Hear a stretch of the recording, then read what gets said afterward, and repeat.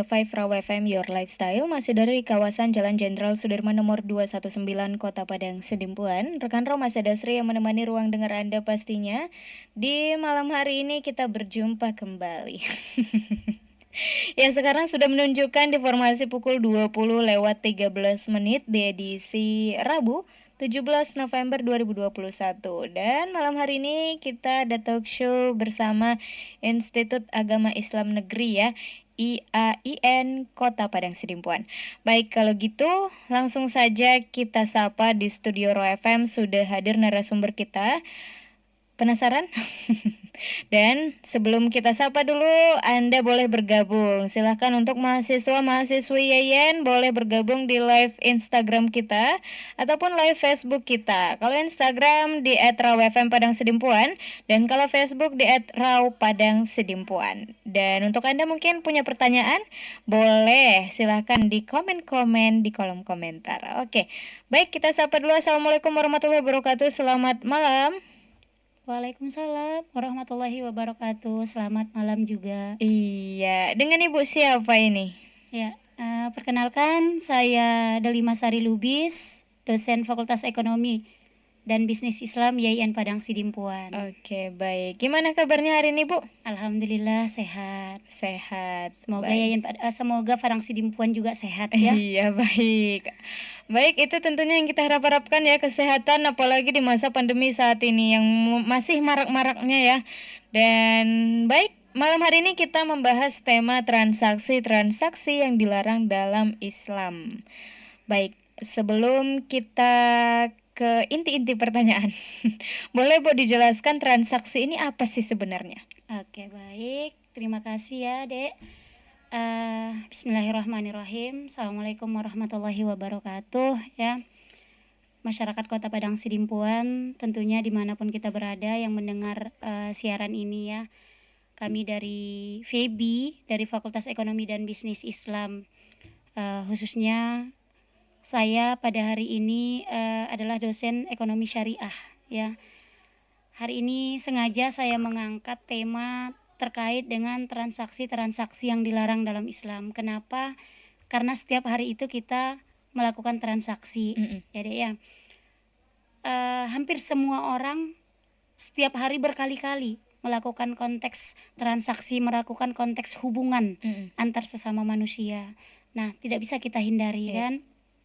Oleh karena itu, kita ingin dudukkan dulu. Jangan-jangan transaksi yang sering kita lakukan ini nanti salah dalam perspektif, dalam konteks Islam gitu. Mana yang salah, mana yang tidak salah, mana yang boleh, mana yang tidak boleh. Kan kita harus tahu. Jangan-jangan kita pikir nanti kita berharap pahala, ternyata transaksi itu mendatangkan dosa bagi kita. Nah, baik. Sebelum ke sana, saya ingin gambarkan ke kita bahwa bersyukurlah kita lahir dari dalam keadaan Islam. Kita sekarang dalam agama Islam. Kenapa? Karena Islam itu luar biasa loh Dek. Islam itu adalah agama yang sempurna. Ya, agama yang sempurna. Kenapa saya katakan Islam itu agama yang sempurna? Karena Islam itu universal. Islam itu juga adalah agama yang komprehensif. Universal itu artinya bahwa Islam itu adalah untuk seluruh alam. Adik sering dengarkan rahmatan lil alamin. Untuk sekalian alam gitu. Islam itu bukan hanya untuk orang Islam saja, tetapi Islam yang kita anut ini, agama kita ini adalah diperuntukkan untuk seluruhnya secara universal gitu. Untuk kita, untuk orang-orang di luar Islam juga gitu. Nah, di sisi lain Islam itu juga adalah agama yang sangat komprehensif. Ya, komprehensif berarti Islam itu adalah agama yang sangat lengkap. Coba bayangkan. Kalau kita waktu TK dulu kita diajari kan mau masuk kamar mandi pakai kaki apa? Iya. Pakai kaki kiri. Ada doanya. Keluar sekarang udah lupa kali ya. Keluar pakai kaki kanan, ada doanya gitu. Itu adalah hal yang kecil. Masuk kamar mandi aja diurus. Apalagi hal-hal yang besar gitu. Apalagi bicara konteks transaksi. Apalagi bicara konteks muamalah, bahasa ya ekonomi Islamnya, apalagi bicara ekonomi gitu. Jadi memang Islam itu selain universal tadi, akan berlaku sepanjang zaman ya. Islam itu juga adalah agama yang lengkap, yang komprehensif. Dari hal paling kecil sampai ke konteks transaksi, ke konteks muamalah, itu dibahas dalam Islam. Itulah luar biasanya agama yang kita anut ini. Nah, jadi di dalam Islam yang luar biasa tadi itu dibagi 3 dek. Ada 3 cakupannya. Yang pertama itu Islam itu bicara akidah. Kalau bicara akidah kan itu urusan kita sama Allah, sama keyakinan kita. Bagimu agamamu, ya bagiku agamaku kan. Itu kan kita tidak ada paksaan dalam hal itu. Yang kedua itu pembagian yang kedua dari Islam tadi itu adalah bicara tentang syariah. Syariah itu kalau kita artikan adalah seperangkat aturan. Makanya fakultas syariah itu yang di IAIN itu adalah fakultas hukum, karena hukum itu banyak aturannya kan. Nah, jadi syariah itu adalah aturan-aturan. Terus pembagian yang ketiga, Islam itu juga dek bicara tentang akhlak, sekumpulan akhlak yang etika, attitude moral ada di dalamnya. Nah, yang menjadi pokok pembahasan kita adalah yang kedua tadi, bahwa Islam itu adalah seperangkat aturan, bahwa Islam itu adalah syariah. Islam sebagai syariah ini dibagi kepada 2 lagi. Apa itu? Nah, Islam itu yang pertama, syariah itu yang pertama adalah konteks ibadah. Tadi sholat nggak dek? Waduh, kebetulan. Kebetulan. Tapi kemarin sholat kan. Nah, itu adalah ibadah. Kalau konteks ibadah itu adalah hubungan kita dengan Allah. Nah, yang kedua apa? Yang kedua adalah muamalah. Nah, muamalah inilah yang menjadi perbincangan kita malam ini. Muamalah inilah yang menjadi bagian dari transaksi ini. Jadi itu yang menjadi inti perbincangan kita. Cuman tadi saya ingin menurunkan di mana posisinya muamalah dalam Islam yang luar biasa universalnya tadi. Begitu. Oke, baik. Nah, kali ini berarti kita membahas dalam ilmu ekonomi syariahnya muamalah ya Bu ya. Iya, betul. Tapi kalau bahasa kita sehari-hari yang biasa kita kenal yaitu transaksi yang dilarang dalam Islam. Baik, mengenai transaksi berarti ada jenis-jenisnya ya Bu ya. Ada. Baik, boleh disampaikan untuk jenis-jenis transaksi yang dilarang dalam Islam Bu? Oke. Nah, sebelum ke sana saya ingin sampaikan juga ke kita konteks ibadah dan muamalah tadi ini berbeda loh. Nah, di mana letak bedanya? Kalau ibadah itu hukum asalnya pada dasarnya semua tidak boleh, kecuali ada syariah, ada dalil yang menyarankannya. Nah, ada dalil Al-Qur'annya, ada hadisnya yang menyuruhnya. Kenapa kita sholat maghrib 3 rakaat? Karena memang suruhannya kan 3 gitu. Kenapa kita tidak boleh misalnya kenapa kita tidak boleh sholat setelah sholat zuhur di pagi hari ketika azan subuh gitu, tidak 4? Karena suruhannya memang subuh gitu. Nah, bedanya dengan konteks muamalah ini dek, muamalah ini semua boleh kita lakukan. Kalau yang tadi semua terlarang kecuali ada suruhannya. Kalau muamalah semua boleh dilakukan kecuali ada larangannya. Makanya jangan heran di mana-mana kalau kita jalan ke sana, jalan ke sini banyak label-label syariah kan? Iya. Dulu hanya ada bank syariah, adalah hotel syariah, adalah kafe syariah. Banyak sekali sekarang ada pasar modal syariah, ada asuransi syariah gitu. Kenapa? Karena hukum asal muamalah itu tadi semua boleh dilakukan kecuali ada dalil yang melarangnya. Jadi selama belum ada dalil yang melarang, boleh-boleh saja. Makanya jangan heran berjamuran statement-statement ini syariah itu syariah. Nah, kembali kita ke konteks apa faktornya sesuatu itu terlarang, sesuatu transaksi yang kita lakukan itu terlarang. Itu ada 3 faktor. Yang pertama, transaksi itu dinyatakan terlarang karena haram zatnya, atau dalam bahasa ekonominya, dalam bahasa Arabnya haram lizatihi, katanya haram zatnya. Nah, yang haram zatnya ini apa? Ini udah jelas sama kita. Haram barangnya, haram zatnya apa yang jelas? Jelas kalau dalam Islam itu babi, anjing, minuman keras. Nah, dan itu mudah kita deteksi. Mudah kita tahu, oh, Iya. ini. Sedangkan banyak kan info kalau babi nama-nama lainnya ini, kalau ada di dalam makanan gitu kan. Nah, itu bisa kita tahu, oh rupanya ini mengandung unsur babi, unsur anjing, itu unsur minuman keras gitu. Itu langsung dapat kita deteksi. Dan dengan cukup cepat sebenarnya, oh itu haram dalam agama saya gitu, dalam agama Islam. Nah, yang kedua, Dek, haram selain zatnya, atau dalam bahasanya itu sering disebut dengan haram li ghairi, ya, haram selain zatnya. Ini yang agak sedikit sulit kita identifikasi, tetapi kalau kita mau lebih fokus kan mudah, kita dapat juga mengetahui ini dengan mudah. Nah, yang ketiga mungkin bentar lagi bisa saya rinci. Yang ketiga adalah faktor yang menyebabkan sesuatu itu terlarang adalah tidak sah akadnya. Ya, tidak sah akadnya. Kenapa tidak sah akadnya?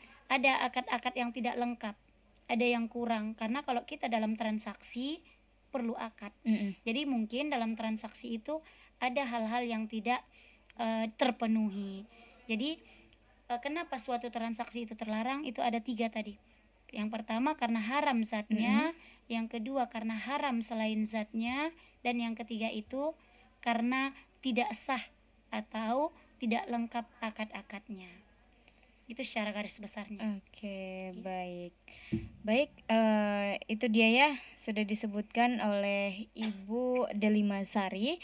Dan kalau gitu sepertinya kita harus break dulu ya Bu, sebentar. Boleh. Dan untuk rekan Rau dimanapun berada mungkin sudah punya pertanyaan seputar ini, transaksi yang biasa kita lakukan. Anda mungkin dalam bertransaksi tidak memikirkan bagaimana larangan dalam Islam tentang transaksi ini, tapi Anda tetap melakukan tanpa sadar. Oke, baik, kalau gitu kita break dulu sebentar, jangan kemana-mana. Silakan kirimkan pertanyaan Anda melalui WhatsApp 0822 9999 6105. Stay tune terus. 105 Raw FM Your Lifestyle, masih dari kawasan Jalan Jenderal Sudirman nomor 219 Kota Padang Sidimpuan. Rekan Raw masih ada Sri yang menemani ruang dengar Anda bersama Ibu Delima Sari dengan tema talk show kita pada malam hari ini, transaksi-transaksi yang dilarang dalam Islam. Baik, tadi sudah dijelaskan oleh Ibu Delima faktor-faktornya sudah ya Bu ya. Dan ini kita akan membahas dari jenis-jenis tadi sudah ya Bu? Penjelasan faktor tadi kita perdalam aja. Oke, boleh. Iya. Oke, baik, kita lanjut ya, para pendengar Raw FM dimanapun berada. Tadi kita ulang kembali ya, bahwa ada 3 faktor penyebab kenapa sebuah transaksi yang kita lakukan itu bisa terlarang, bisa dinyatakan terlarang ya. Kalau haram, yang pertama itu haram zatnya itu perlu kita ketahui bahwa kendati pun nanti sah secara akad, tapi karena faktor pertama itu haram zatnya, jadi itu tidak bisa berlaku. Dalam arti apa? Itu akan tetap dinyatakan terlarang gitu. Nah, tadi saya sudah sampaikan bahwa kalau itu mudah kita identifikasi, mudah kita nampak. Yang tidak kita nampak ini adalah yang kedua tadi ya, haram selain zatnya. Nah, haram selain zatnya ini ada beberapa alasan kenapa sesuatu transaksi itu kita katakan haram selain zatnya. Apa rupanya yang kita langgar? Nah, karena ada sesuatu yang kita langgar kan. Yang pertama apa? Kita melanggar prinsip antarodi minkum namanya. Nah, antarodi minkum ini apa? Ini adalah prinsip kerelaan. Karena kalau kita dalam melakukan transaksi itu, kan dalam transaksi itu kan tidak hanya satu pihak. Ada beberapa pihak, minimalnya kan ada 2 pihak yang melakukan transaksi. Nah, itu harus saling ridho, harus saling rela.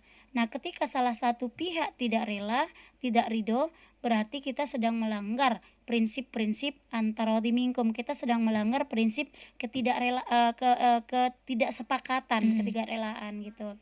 Nah, dalam konteks melanggar prinsip antarodi minkum ini, ada beberapa transaksi yang sering kita lakukan salah. Kalau dalam perspektif ekonomi Islam, yang pertama itu ada bernama tadlis. Ya, tadlis. Tadlis ini Kalau dalam bahasa Inggris, walaupun nanti salah ya, ada yang bahasa Inggris kan, itu disebut dengan unknown to one party. Artinya apa? Ada salah satu pihak yang tidak mengetahui bahwa di dalam transaksi yang terjadi ini telah terjadi sesuatu gitu. Misalnya saya melakukan transaksi sama adik kan, nah saya tahu bahwa sebenarnya ada yang cacat dalam transaksi kita, tapi saya sembunyikan karena adik tidak tahu gitu, saya sembunyikan. Itu tadlis. Salah satu pihak mengetahui bahwa ada ketidaksempurnaan transaksi ini, sementara pihak lain tidak mengetahui. Jadi saya manfaatkan ketidaktahuan teman saya bertransaksi ini. Nah, itu yang dikatakan dengan tadlis ya. Idealnya kan untuk kita saling ridho, untuk kita antara di mingkum tadi, saya kan harus jelaskan. Dek, ini baju yang ini agak lebih murah karena udah sobek. Kan saya yang tahu. Padahal yang saya tunjukkan adalah yang cantiknya, ini bagus loh, ini dingin loh, ini nyaman, ini unlimited loh, segala macamnya. Nah, yang salahnya itu saya tutupi gitu. Nah, seandainya adik tahu misalnya sebagai lawan transaksi saya, loh ini yang udah sobek, mungkin Anda kan nggak ridho beli ini gitu. Nah, itu adalah tadlis. Saya manfaatkan ketidaktahuan teman saya transaksi ini. Nah, tadlis ini nanti bisa terjadi dalam 4 hal loh. Yang pertama ada dikatakan dengan tadlis kuantitas. Berarti jumlahnya, ya kan? Saya tahu sebenarnya yang kita transaksikan ini jumlahnya kurang. Tapi ya saya tutup-tutupi saja. Pokoknya laku, asal laku, pokoknya saya untung. Nah, itu yang kita takutkan, itu yang sering. Khawatirnya sering kita lakukan kan, karena yang kita pikirkan adalah untung sesaat. Asalkan cepat laku, tebal kantong, dapat epeng. Itu yang kita pikirkan kan. Kita tidak pikirkan bahwa dalam transaksi dalam ekonomi Islam itu kita harus memikirkan berkah. Nah, terus tadlis dalam hal kuantitas. Terus selain dalam hal kuantitas, tadlis itu juga ada dalam hal kualitas. Kalau kualitas kayak yang tadi saya contohkan, bajunya sudah sobek di bagian tertentu. Itu kan bicara kualitas dari baju itu, tapi saya tutup-tutupi. Saya masih sodor-sodorkan, semoga cepat laku, nggak nampak gitu. Perkara besok mau disampaikannya pura-pura aja nggak tahu gitu. Nah, itu juga tadlis dalam hal kualitas. Terus ada tadlis itu juga dalam hal harga. Kalau tadlis dalam hal harga, kita memanfaatkan ketidaktahuan pembeli terhadap harga normal barang. Misalnya dari jauh-jauh dari desa, dia tidak tahu harga handphone yang ini dengan tipe yang ini harganya sebenarnya hanya 1.500.000-an. Karena dia bawa uang, dia mau beli handphone, dia tidak tahu kualitasnya mana, dia tidak tahu kok kalau ini handphonenya core berapa, seperti apa gitu. Pokoknya udah kita manfaatkan aja ini. Oh, yang ini Pak 2.500.000, yang ini Pak 3 juta. Nah, padahal kita nggak tahu ini Pak bisa kamera, ini bisa ini. Bisa sih semua. Kamera bisa, ini bisa, YouTube bisa, tapi kan muatannya tetap berbeda nih ya. Itu juga kita manfaatkan. Itu nanti adalah penipuan tadlis dalam hal harga. Terus yang keempat, tadlis itu dalam hal waktu penyerahan. Misalnya kita melakukan transaksi dalam hal borongan seragam sekolah, ya kan? Karena seragam sekolah kan biasa banyak kan, kita borong. Kami nanti sekolahnya itu tanggal 1 Desember, bisa nggak kira-kira siap gitu? Oh siap. Padahal sudah kita tahunya kemampuan kita, ini tanggal 17-13 hari ini dengan jumlah borongan misalnya 200 setel pakaian, itu nggak akan siap. Karena karyawan saya hanya 2 misalnya, itu nggak akan siap. Taunya kita kemampuannya berapa yang siap 1 hari. Tapi biar nggak lari job ini, kita iakan sajalah. Nah, itu adalah tadlis dalam hal waktu penyerahan. Si pembeli kita kan nggak tahu bahwa karyawan kita hanya 2. Yang dia minta kan siap sebelum tanggal 1, karena tanggal 1 anak-anak udah sekolah gitu misalnya. Itu adalah penipuan, itu adalah tadlis.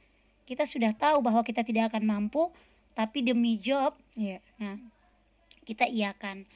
Itu yang pertama tadi, ada pelanggaran terhadap prinsip antara minkum. Sehingga nggak rela kan, seandainya kita tahu bahwa memang tidak siap pada tanggal 1 itu, kita mungkin akan order ke tempat lain, atau kita kurangi 100 sajalah untuk penjahit yang ini, sisanya yang lain gitu. Nah, terus yang kedua dek, kita juga haram selain zatnya ini bukan lagi karena melanggar prinsip antara minkum tadi, tapi melanggar prinsip la tazlimuna wa la tuzlamun. Apa ini la tazlimuna wa la tuzlamun? Jangan menzolimi dan jangan dizolimi. Simpel sih kan, bahasa kita sehari-hari ini. Jangan kau zolimi saya juga tidak menyolimi Anda gitu. Ini bahasanya dalam perspektif Islam ekonomi adalah la tazlimuna wa la tuzlamun. Jangan Anda zolimi dan jangan juga menyolimi orang. Nah, ini juga banyak terjadi di tengah-tengah masyarakat kita. Yang pertama apa? Yang pertama itu ada 3 transaksi yang sering kita melanggar konteks zolim menzolimi ini. Yang pertama namanya nanti adalah rekayasa dalam pasar. Ya, rekayasa dalam pasar. Bisa rekayasa dalam supply, penawaran, dan juga bisa rekayasa dalam permintaannya atau demand and supply gitu. Nah, dalam istilah fikih ini nanti dek dikenal dengan istilah ihtikar. Ihtikar itu biasanya dilakukan penimbunan barang, ya kan? Kalau kita tahu barang itu sudah langka, udahlah, mungkin 2 hari yang akan datang BBM itu naik, jadi saya borong dulu semua BBM. Langka lah BBM, ya kan? Karena BBM ini mau habis gitu, langka lah BBM. Kita masih punya stok, kita jual lah dengan harga yang tinggi, untung banyak. Secara bisnis untung banyak, tapi itu adalah prinsip tadi kita rekayasa. Kita kan yang merekayasa sehingga jumlah barang itu kurang, sehingga jumlah stok minyak itu tadi kurang. Ketika jumlah stok minyak kurang, kita yang menentukan harga. Itulah tadi rekayasa dalam hal permintaan dan penawaran. Nah, kita timbun ihtikar. Ini banyak terjadi di sekitar kita, di masyarakat kita. Nah, ini tidak boleh sebenarnya. Oke, kita mengupayakan ada usaha yang kita lakukan agar barang berkurang dari peredaran. Kan salah. Kalau seandainya barang tetap normal di peredaran, harganya kan nggak akan segitu. Karena bukan kita aja yang punya. Terjadilah tawar-menawar, konsep mekanisme pasar itu seperti seharusnya gitu. Ini nggak terjadi. Kita yang penguasanya. Nah, itu rekayasa pasar ya. Yang selanjutnya yang kedua itu bisa juga terjadi, ada istilahnya goror. Goror ini adalah di mana terjadi incomplete information, informasi yang tidak sempurna. Kenapa ada informasi yang tidak sempurna? Karena kedua belah pihak tidak pasti bertransaksi, tidak ada kepastian. Ini ada juga 4 jenis kayak list tadi.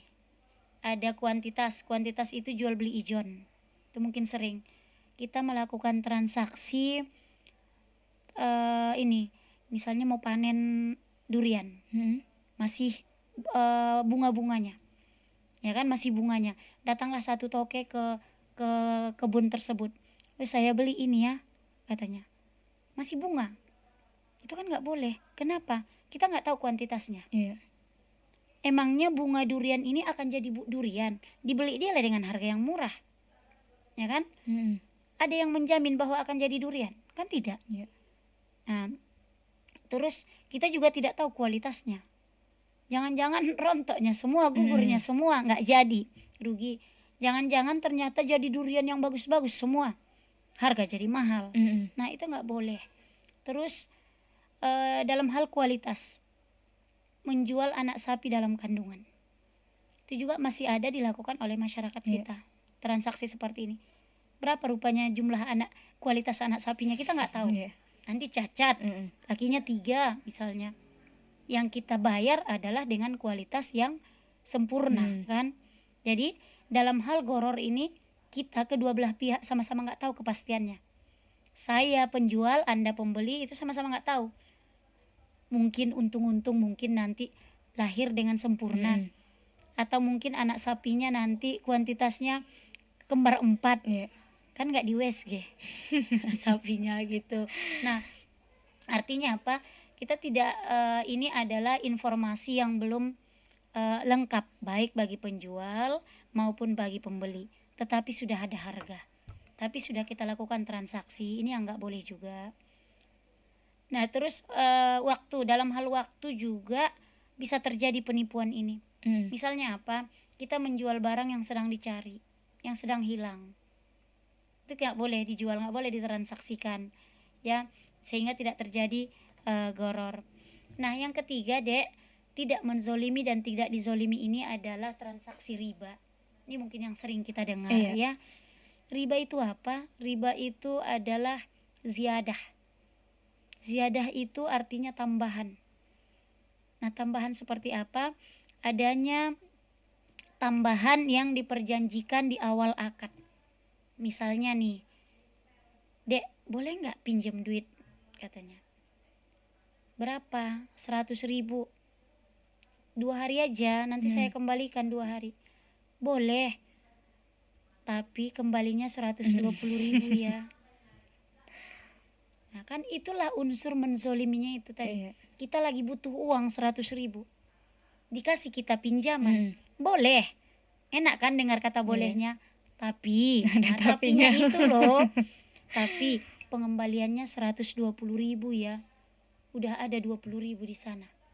Itulah zolimnya. Zolimnya apa? Di saat orang butuh, kita menzolimi orang dengan memanfaatkan, mengambil untung 20.000. Nah itulah tadi riba itu adanya tambahan yang diperjanjikan di awal akad. Kalau misalnya di akhir akad nggak apa-apa.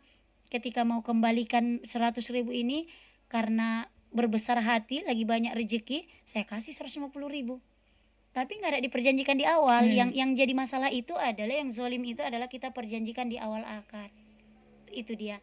Nah jadi ada 3 tadi, ada riba, ada rekayasa pasar, dan juga ada ada goror gitu. Jadi ada 3 konteks yang kita melanggar prinsip la tuzlimuna wa la tuzlamun.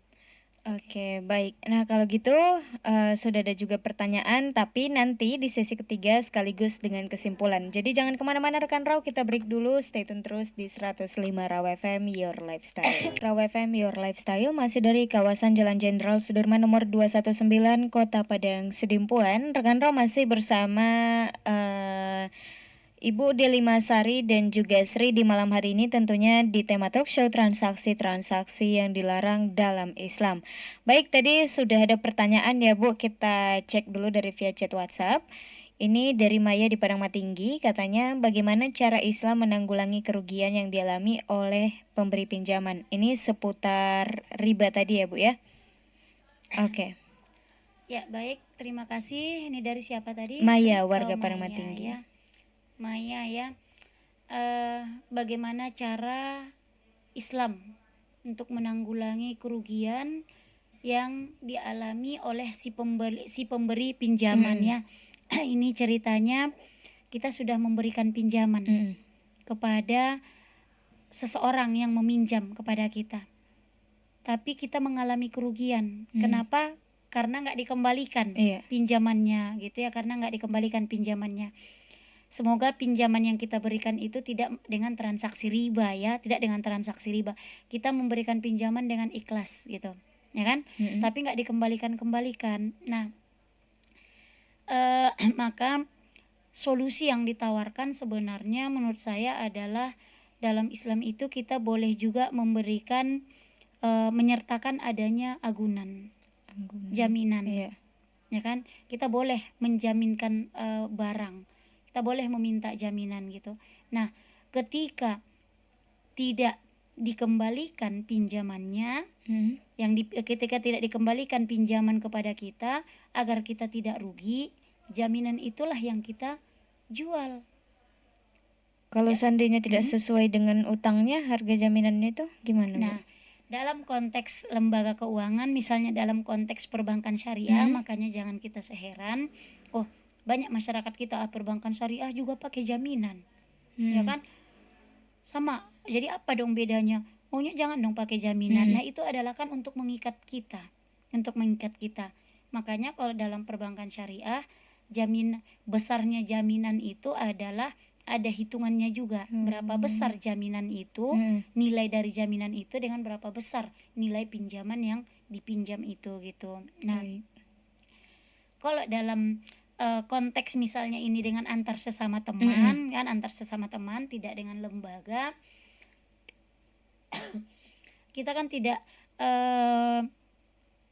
boleh sih di awal kita meminta jaminan kalau ternyata kira-kira kita yakin ini tidak akan kembali gitu kan, tidak akan kembali gitu.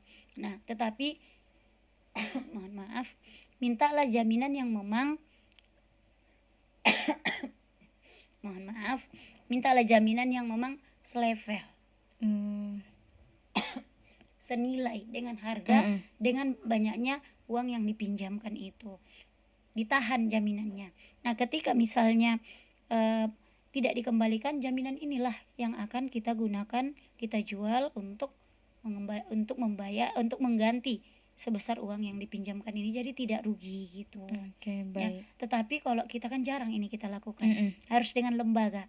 Makanya tadi saya sampaikan jangan heran ketika perbankan syariah menggunakan agunan, karena banyak statement masyarakat, perbankan syariah lebih parahnya dari perbankan konvensional, sama ajanya pakai agunan. Nah, dalam Islam agunan itu boleh, ya sama ajanya dalam Islam agunan itu boleh, kita pun boleh gitu. Itu mungkin solusi yang bisa saya berikan. Oke, baik, sudah terjawab ya untuk Maya. Pertanyaan Anda yaitu bagaimana cara Islam menanggulangi kerugian yang dialami oleh pemberi pinjaman. Baik, kalau gitu di akhir talk show kita ini boleh disampaikan Bu kesimpulannya, singkat saja barangkali. Ya, baik, terima kasih. Yang terakhir ya, secara kesimpulan, jadi konteks muamalah itu akan kita lakukan setiap hari, ya akan kita lakukan setiap saat. Kita akan melakukan muamalah, kita akan melakukan transaksi. Tapi perlu kita sadari bahwa transaksi yang harus kita yang kita lakukan itu hendaknya tadi adalah kita harus memperhatikan bahwa transaksi itu harus memenuhi unsur-unsurnya ya, sehingga transaksi kita itu tidak masuk ke dalam kategori transaksi yang dilarang tadi. Yang pertama tentunya kita harus memastikan bahwa transaksi yang kita lakukan itu adalah secara wujud itu adalah dia bukan barang-barang transaksi yang memang haram ya, bukan transaksi yang haram gitu. Yang kedua, bahwa transaksi yang kita lakukan itu adalah juga bukan transaksi yang haram selain zatnya tadi ya. Ini yang sering kita lakukan dan kita tidak sadar.